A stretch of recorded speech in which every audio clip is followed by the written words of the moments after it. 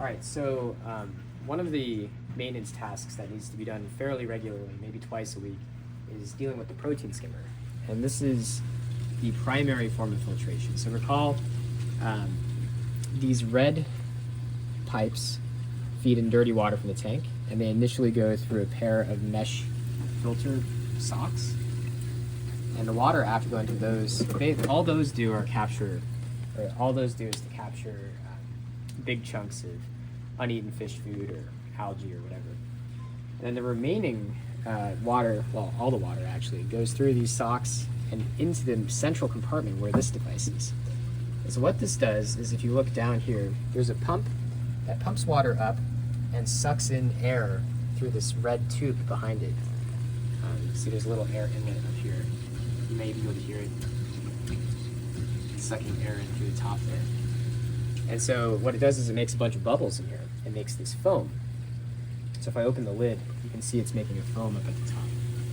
And so dirt, and by dirt I mean fish waste, sticks to those bubbles, and then eventually it forms this foam that bubbles over and gets collected into this cup.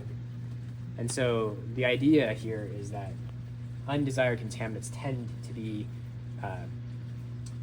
to stick to these bubbles because of electrostatic effects. And so periodically you have to empty out this cup, which is full of concentrated waste. And so the way you do that is you simply remove these plastic covers to the central component of the sump. Then if you look down, you have to turn off the switch to the skimmer, which should be labeled eventually. And you can see the bubbles are going away. Now what I do is this thing just fits in sort of by pressure fit, so you sort of dislodge the cup. You can see there's an O-ring on here to seal against the bottom piece. Can you see down into so this seals down into here.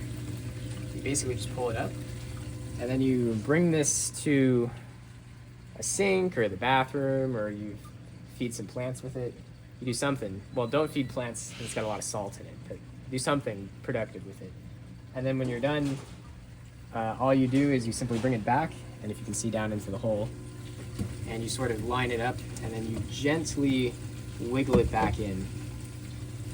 And what I like to do thereafter is look down into this compartment here, and you can see the bottom of the skimmer is not touching these tubular things, and those are the heaters. It's probably fine if they're touching the heaters, but you obviously don't want to be heating up plastic because you could be damaging it or melting it. And so just make sure that that's all good, and then return the covers to the sump when you're done. So that needs to be done whenever the cup is full, and that's probably twice a week depending on how much we're feeding the fish.